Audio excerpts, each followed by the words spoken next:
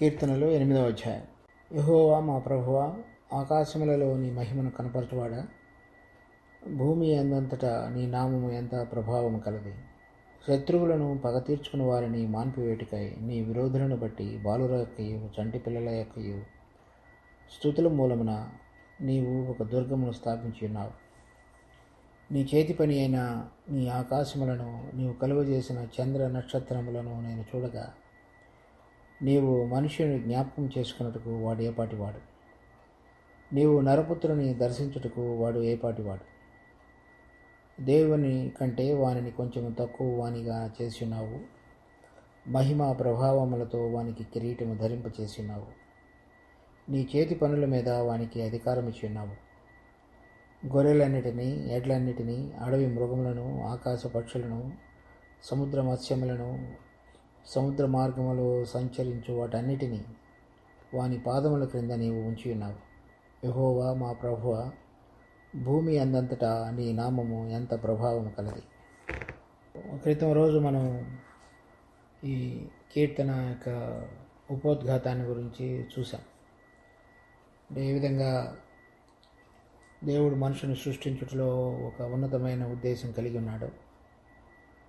అంటే రాబోయే దినాలలో మనుషు కుమారుడిగా వచ్చిన మన ప్రభు అయిన యేసుక్రీస్తు దేవుని కుమారుడైండి కూడా తగ్గించుకొని ఈ లోకంలోనికి వచ్చి పాపంలో ఉన్నటువంటి మనలను, మన పాపం ద్వారా సృష్టి అంతయు కూడా శపించబడి దేవుని యొక్క ఉద్దేశాలను నెరవేర్చకుండా ఉన్నటువంటి ఆ సృష్టికి విడుదల కలుగు చేయగలగటానికి ఒక ఉన్నతమైనటువంటి ప్రణాళిక చొప్పున మన ప్రభు అయిన యేసుక్రీస్తు ఏ విధంగా రాబోయేటువంటి దినాలలో భూములను ఆకాశంలోనూ రాజ్యం చేయబోతున్నాడో దానికి సంబంధించినటువంటి కీర్తనగా నిన్న మనం గమనించి చూసాం కొన్ని వచనాలు.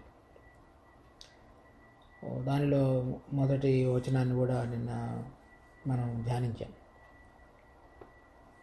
రాబోయేటువంటి దినాల్లో మన ప్రభు అయినటువంటి యేసుక్రీస్తు పరలోకంలోనూ భూమి మీదను రెండు చోట్ల కూడా రాజుగా ఉండి రాజ్యం చేయబోతున్నాడు. ఆయన రాజ్యం చేసేటువంటి క్రమంలో ఆయనతో పాటుగా ఇక్కడ ఇప్పుడు ఎవరైతే ఆయనను ప్రేమించి ఆయన యొక్క జీవం ద్వారా జీవించి ఆయన ఆత్మ ద్వారా నడిపించబడి ఇక్కడ ఉన్నటువంటి భ్రష్టత్వాన్ని అంతటినీ కూడా ఓడించి సరైనటువంటి విధంగా జీవించగలుగుతారో వారు కూడా ఆయనతో పాటుగా ఆ రెండు ప్రాంతాల్లో కూడా, అంటే పరలోకంలోనూ భూలోకంలోనూ రాజ్యం చేయబోయేటువంటి గుంపులో ఉండగలుగుతారు. అటువంటి వారిని గురించి కొన్ని వచనాలు, తర్వాత ఆ విధంగా జయించినటువంటి విశ్వాసులు పొందబోయేటువంటి అధికారాన్ని గురించి ఈ కీర్తనలో రాసి ఉంది. తర్వాత ఈ రెంటికి మధ్యలో 5వ వచనంలో దేవుడు మరి మనుషుని గుర్తు చేసుకునటానికి మనుషుడు ఎటువంటి వాడనేటువంటిది కూడా చెప్పబడింది. కనుక కొన్ని వచనాలు మనం ఈ అధ్యాయంలో చూద్దాం. 2వ వచనం, శత్రువులను పగ తీర్చుకుని వారిని మాన్పివేయుటకై నీ విరోధులను బట్టి బాలుర యొక్కయు చంటి పిల్లల యొక్కయు స్తుతుల మూలమున నీవు ఒక దుర్గమును స్థాపించున్నావు. ఈ శత్రువులు పగ తీర్చుకుని వారు ఈ ఇద్దరు కూడా దేవుడికి మనుషులకి ఇద్దరికి శత్రువైనటువంటి అపవాది. అనగా మనందరినీ కూడా పాపంలో పడవేసి భూలోకమంతటిలో ఉన్నటువంటి మనుషులందరికీ మీద తను ఈ యుగ సంబంధమైనటువంటి దేవతగా ప్రకటించుకుంటూ దేవుని యొక్క వెలుగులోనికి వెళ్లకుండా మనుషులను అడ్డగించేటువంటి వాడు శత్రువు. అటువంటి వారిని మాన్పివేయుటకై నీ విరోధులు, అనగా వాళ్ళు కూడా ఈ శత్రువులు, అతని యొక్క దూతల సమూహము, అంటే దేవుని యొక్క క్రియలకు, దేవుని యొక్క ప్రణాళికకు, దేవుని యొక్క ఉద్దేశానికి వ్యతిరేకంగా పనిచేసేటువంటి అంధకార సంబంధమైనటువంటి దూతల సమూహం ఎవరైతే ఇంకా ఇప్పుడు కూడా పరలోకంలో ఉంటూ అక్కడ ఉండి ఇక్కడ ఉన్నటువంటి మనుషులందరినీ కూడా ప్రేరేపించి దేవునికి వ్యతిరేకంగా నడిచేటువంటి శక్తులు అని మనం చెప్పవచ్చు. వాళ్ళను బట్టి బాలుర యొక్కయు చంటి పిల్లల యొక్కయు స్తుతుల మూలమున నువ్వు ఒక దుర్గమును స్థాపించున్నావు. వాళ్ళందరినీ అంటే శత్రువులను, పగ తీర్చుకున్న వారిని, విరోధులను, వారిని అరకట్టడానికి, అంటే వారు ఆ విధంగా చేయకుండా ఉండగలగటానికి ఒక దుర్గాన్ని దేవుడు స్థాపించి ఉన్నావు. అంటే దేవుని యొక్క దృష్టిలో ఆ దుర్గం మునుపుగానే ఇంతకు మునుపే స్థాపించబడి ఉన్నది. కానీ ఆ స్థాపించేటువంటి ప్రక్రియలో ఎవరెవరైతే ఉన్నారంటే పిల్లలు, బాలురు, మరి చంటి పిల్లలు, బాలురు ఉన్నారు. వాళ్ళ మూలంగా ఒక దుర్గాన్ని స్థాపించి ఆ దుర్గం ద్వారా ఆయన కోరుతున్నటువంటి ఉద్దేశాన్ని సఫలపరచుకొని ఆ శత్రువులు, పగ తీర్చుకునే వారి యొక్క ఉద్దేశాలన్నిటినీ కూడా అరికట్టి దేవుని యొక్క ఉద్దేశాన్ని తెర మీదకి తీసుకుని వచ్చి అది సదాకాలం నిలిచి ఉండున్నట్లుగా ఒక దుర్గాన్ని స్థాపించేటువంటి దేవుడుగా మనం ఈ వాక్యంలో అర్థం చేసుకుంటాం. ఈ దుర్గం అనేటువంటిది అంటే శత్రువులను ఓడించి మరి తన ఒక రాజు యొక్క రాజ్యాన్ని చక్కగా కాపాడగలిగినటువంటిది అని అర్థం చెప్పచ్చు. ఆ దుర్గాన్ని ఈ బాలుర యొక్కయు చంటి పిల్లల యొక్కయు స్తుతుల మూలమున నువ్వు స్థాపించేవాడుగా ఉన్నావని దావీదు దేవుడిని బట్టి కొనియాడి స్తుతిస్తున్నాడు. కనుక ఇప్పుడు బాలురు, చంటి పిల్లలు అంటే మన ప్రభు ఈ లోకానికి వచ్చినప్పుడు మత్తయి సువార్త 21వ అధ్యాయంలో మన ప్రభు యెరూషలేములో చివరి దినాలలో అటు చివరి వారం రోజులు గడపబోయేటువంటి సమయంలో ప్రవేశించినప్పుడు ఆయన గాడిద పిల్ల మీద స్వారీ చేస్తూ వచ్చినప్పుడు అక్కడ ఉన్నటువంటి అనేక మంది దావీదు కుమారుడు, దేవుని కుమారుడైన దావీదు కుమారుడైన యేసు ప్రభువునకు జయము అని స్తుతిస్తున్నప్పుడు పరిసయ్యులు, సద్దూకయ్యులు, శాస్త్రులు వారందరినీ కూడా అడ్డగించారు. ప్రభు అప్పుడు వారికి ఈ వాక్యాన్ని గుర్తు చేశాడు. మీరు బాలుర యొక్కయో చంటి పిల్లల యొక్కయో స్తుతుల మూలమున, అలా అంటే ఎవరెవరైతే వారు ధర్మశాస్త్రాన్ని తెలుసుకున్నారో, సరైనటువంటి అవగాహన కలిగి ఉన్నారో, నిజమైన విధంగా ఈయన దేవుని చేత అభిషేకించబడి మనందరి పాప విమోచన కొరకై పంపబడిన దేవుని కుమారుడని గ్రహించగలిగినటువంటి జ్ఞానం కలిగినప్పటికీ ఆయనను వ్యతిరేకించారో అటువంటి వారు కాకుండా ఏమీ తెలియని వారు, అంటే ధర్మశాస్త్ర సంబంధంగా కానీ పాత నిబంధన ప్రకారంగా కానీ వారికి అంత జ్ఞానం లేనివారుగా ఉన్నప్పటికీ వారి నోటి చేత దేవుడు ఆయనను గురించి ఘనపరచగలిగేటువంటి విధంగా కీర్తన పాడించాడు. ఆ సందర్భంలో ప్రభు వాళ్ళకి ఈ వాక్యాన్ని గమనానికి తీసుకొస్తాడు. కానీ ఇప్పుడు మనకి ఎలా వర్తిస్తుందంటే అపోస్తలుల కార్యము 4వ అధ్యాయం 13వ వచనం, వారు పేతురు, యోహానుల ధైర్యం చూచినప్పుడు వారు విద్య లేని పామరులను గ్రహించి ఆశ్చర్యపడి వారు యేసుతో కూడా ఉండిన వారని గుర్తెరిగిరి. పేతురు, యోహానులు ధైర్యం అంటే ఇప్పుడు వాళ్ళని ప్రకటించవద్దని చెప్పినప్పటికీ యేసుని బట్టి వాళ్ళు ధైర్యంతో ప్రభువుని గురించి ప్రకటిస్తూ వచ్చినప్పుడు వారు ఎటువంటి వారంటే పామరులు, విద్య లేని వారని గుర్తించారు. అంటే అనేక మంది పరిసయ్యులు, సద్దూకయ్యులు, శాస్త్రులు వారితో చూసుకున్నప్పుడు పేతురు, యోహానుల యొక్క జ్ఞానం ఎంతో పరిమితమైనది.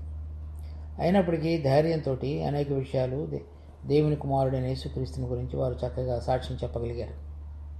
ఈ సందర్భంలో మనం చూసినట్లయితే పరిసయ్యులు, సద్దూకయ్యులతో కనుక శాస్త్రులతో కనుక పోల్చుకున్నట్లయితే వీళ్ళు విద్య లేని వాళ్ళు దాదాపుగా. అయినప్పటికీ కూడా ఇటువంటి వారి ద్వారా ఏదైతే సత్యం ఉన్నదో దాన్ని ప్రకటించి, ఏదైతే అసత్యాన్ని విజృంభింపజేసి విస్తృతంగా అనేక మంది దానిలోనికి ఒక వలలోనికి రాకుండా అడ్డం పడగలిగినటువంటి వారుగా ఇక్కడ పేతురు, యోహానులు మనం చూస్తాం.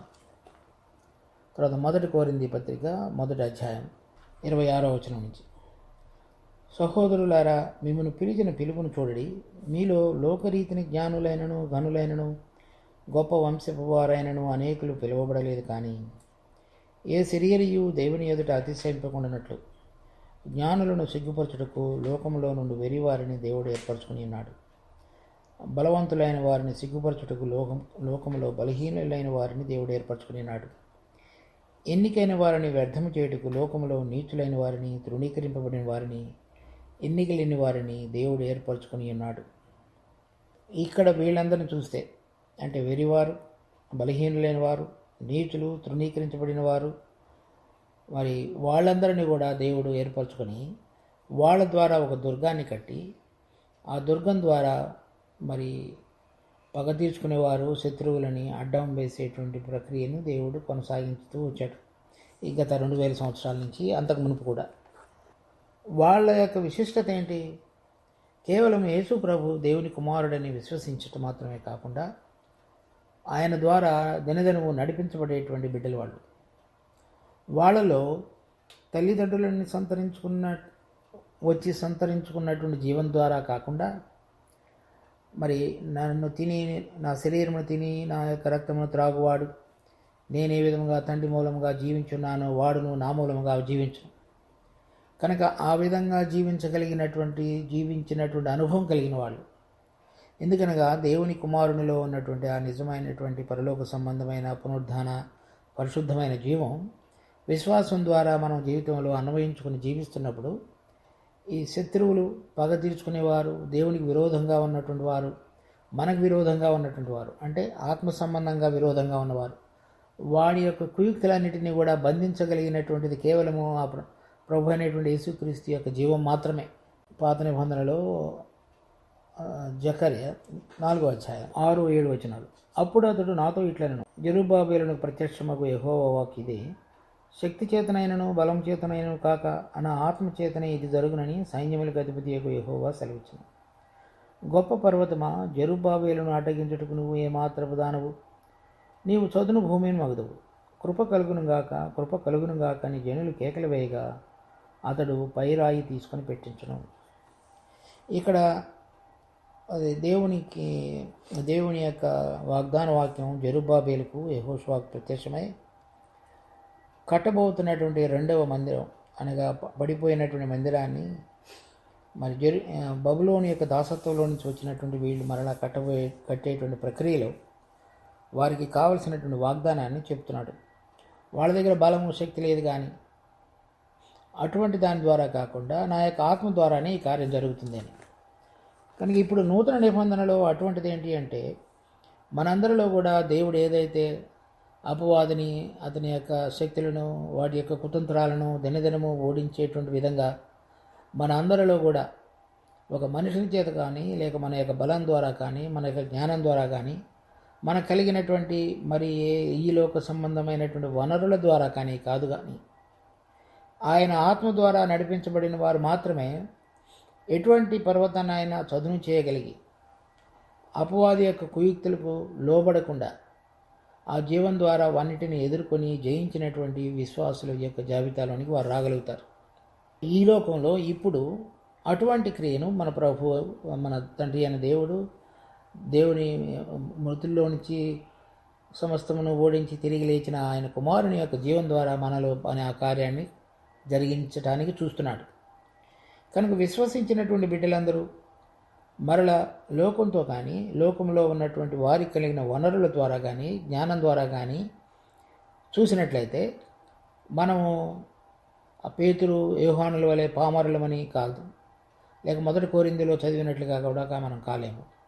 కనుక కేవలం జకర్యా పత్రికలో చదివినట్లుగానే అది శక్తి చేతను బలం చేతను కాదు, కానీ ఆత్మ ద్వారానే జరుగును. కృప కలుగును గాక అంటే ఆ కృప ద్వారా దినదినము ఆయన కృపను మనం రుచి చూస్తూ, దానిలో ఉన్నటువంటి బలాన్ని అన్వయించుకుంటూ, ఆత్మ ద్వారా నడిపించబడినప్పుడు మాత్రమే ఒక దుర్గంగా మనం కట్టబడగలుగుతాం. అప్పుడు మాత్రమే ఆ పగ తీర్చుకునే వారిని, లేక శత్రువులను, వాడి విరోధుల యొక్క కుతంత్రాలన్నిటినీ కూడా మనం బంధించగలుగుతాం. అటువంటి దుర్గాన్ని కట్టేటువంటి ప్రక్రియలో ఇప్పుడు దేవుడు మనందరితోటి వ్యవహరించేవాడు ఉన్నాడు. దానిని జరిగించడానికి మనం గనక రోజు ప్రభువుకి లోబడి ఆయన యొక్క ఆత్మ ద్వారా గనక నడిపించబడేటువంటి విధానాన్ని నేర్చుకోకపోతే అప్పుడు మనం ఆ దుర్గం యొక్క దేవుడు కట్టుతున్నటువంటి దుర్గంలో భాగస్వాములం కాలేము.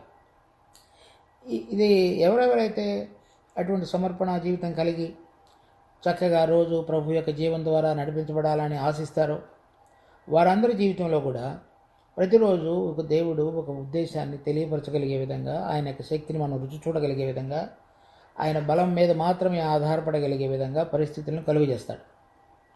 ఆ పరిస్థితుల్లో మనం కనుక మన చుట్టూ ఉన్నటువంటి మనుషులు కానీ, లేక మనలో ఉన్నటువంటి వనరులు కానీ, లేక మనకు కలిగినటువంటి డబ్బు జ్ఞానము వాటి ద్వారా కానీ నడిపించబడినట్లయితే మనము ఆ దుర్గంలో భాగస్వాములం కాలేం.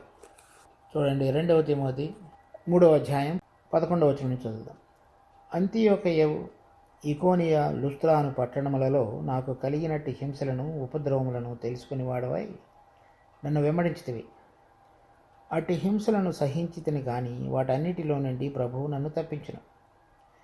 క్రీస్తు యేసునందు సద్భక్తితో బ్రతకనుద్దేశించిన వారందరూ హింస పొందుదురు.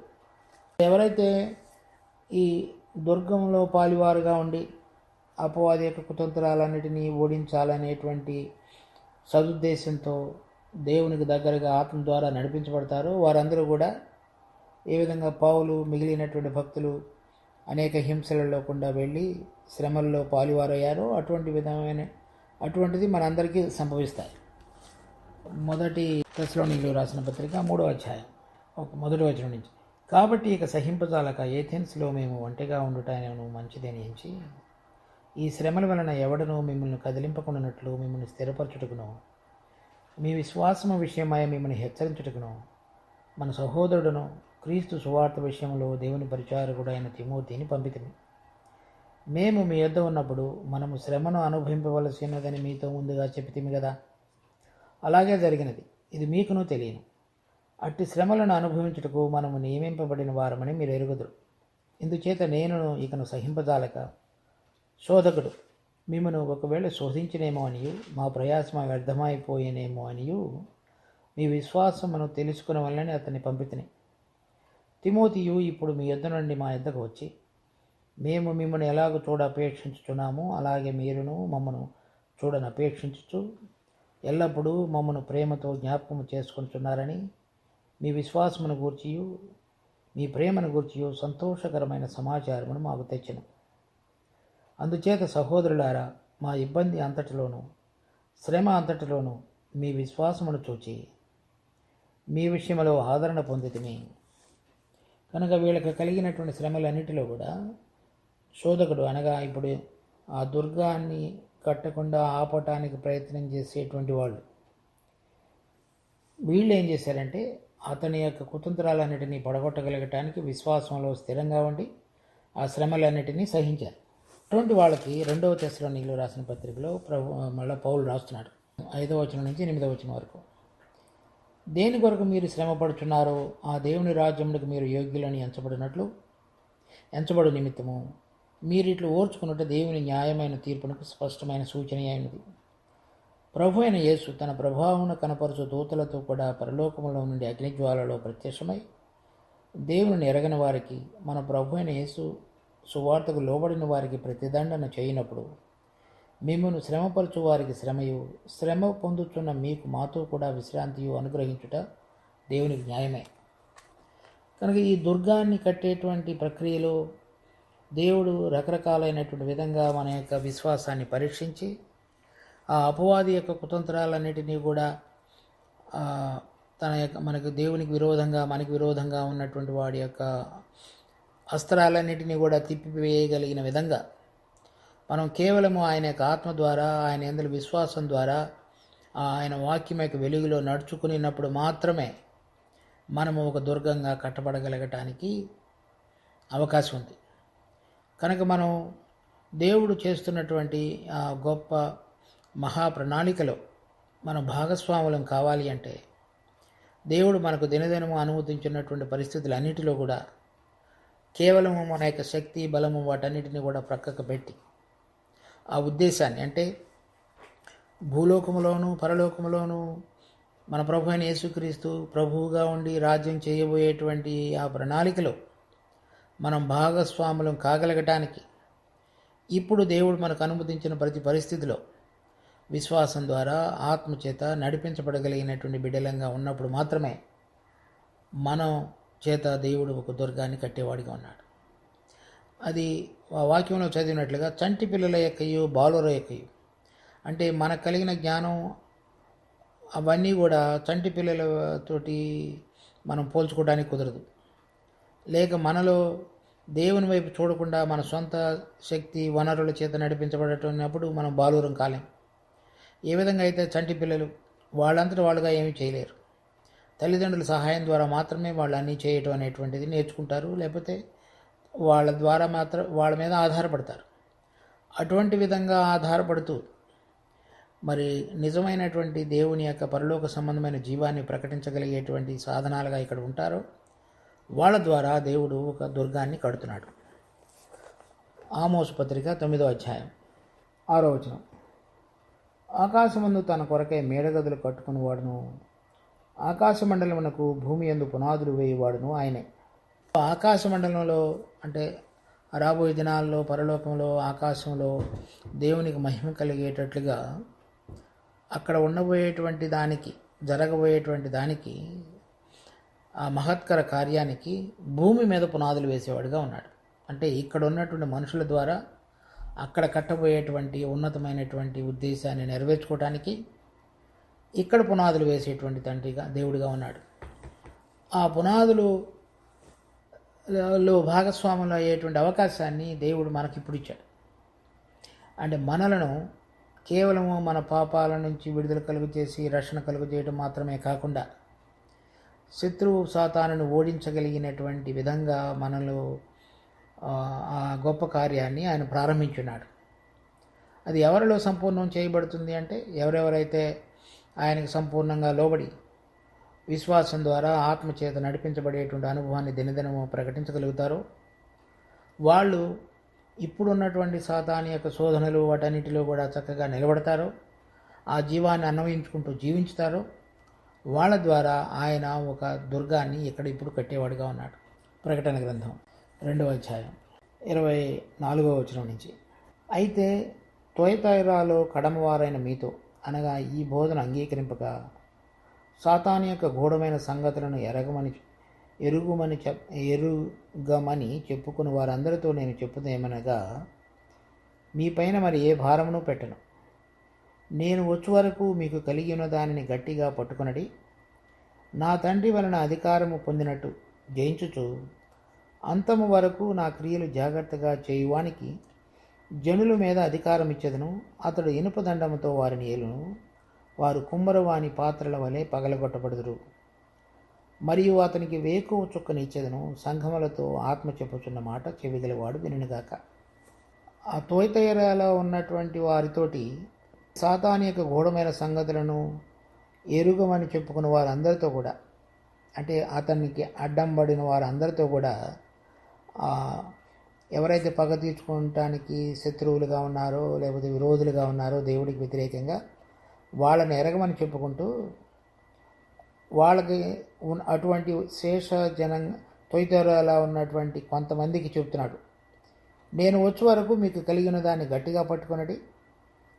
నేను నా తండ్రి వలన అధికారం పొందినట్టు జయించుచు అంతవరకు నా క్రియలు జాగ్రత్తగా చేయువానికి. తండ్రి ఏ విధంగా కుమారుడికి జయించినటువంటి అధికారాన్ని ఇచ్చి ఉంచాడో దానిలో వీళ్ళు కూడా పాలువారు అయ్యేటట్లుగా ఇప్పుడు జయించినటువంటి విశ్వాస జీవితంలో జీవించమని చెప్తున్నాడు. అటువంటి వాళ్ళ ద్వారా ఆయన ఒక దుర్గాన్ని కట్టేవాడుగా ఉన్నాడు.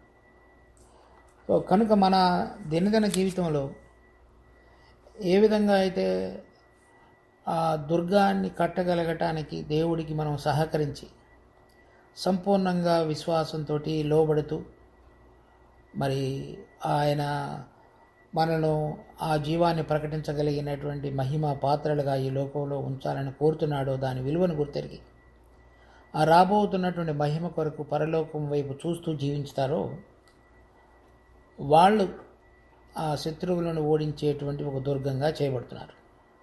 ఆ ఉద్దేశాన్ని మనం గుర్తెరిగి మన దినదిన జీవితంలో దేవుడు అనుమతించే ప్రతి పరిస్థితిలో కూడా ఒక మనిషిని ఓడించడం కాదు, అపవాది యొక్క కుతంత్రాలను ధైర్యంగా ఓడించి నిలబడగలిగినటువంటి ఒడ్డుకునేటువంటి శక్తి కలిగిన వారుగా మనం జీవించాలని దేవుడు కోరుతున్నాడు.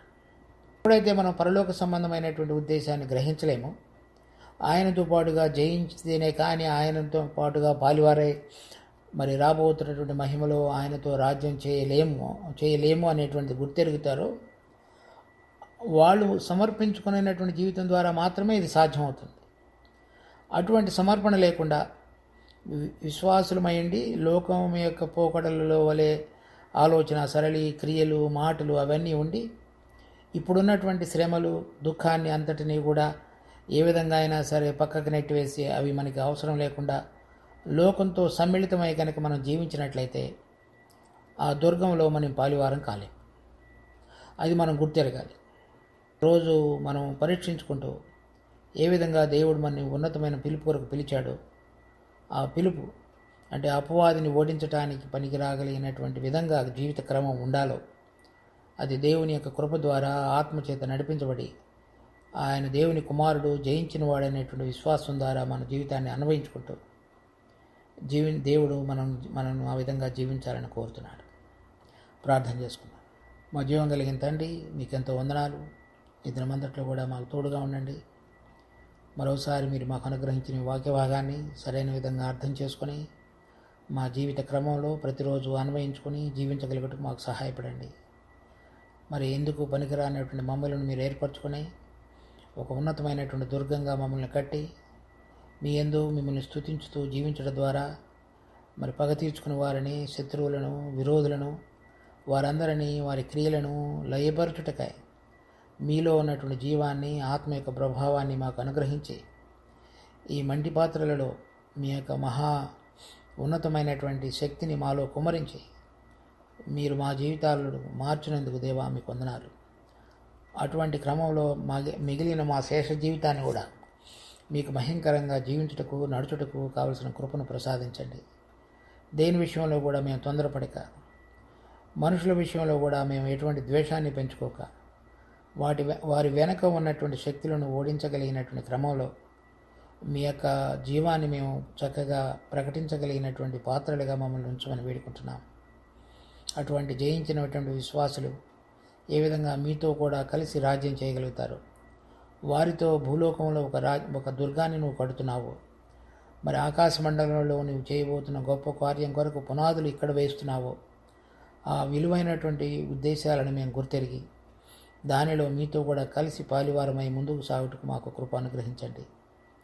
మమ్మల్ని దీవించి నడిపించమని కోరుతూ మా రక్షకుడు ప్రభు అయిన యేసు నామమున అడిగి వేడుకుంటున్నాం తండ్రి. ఆమేన్.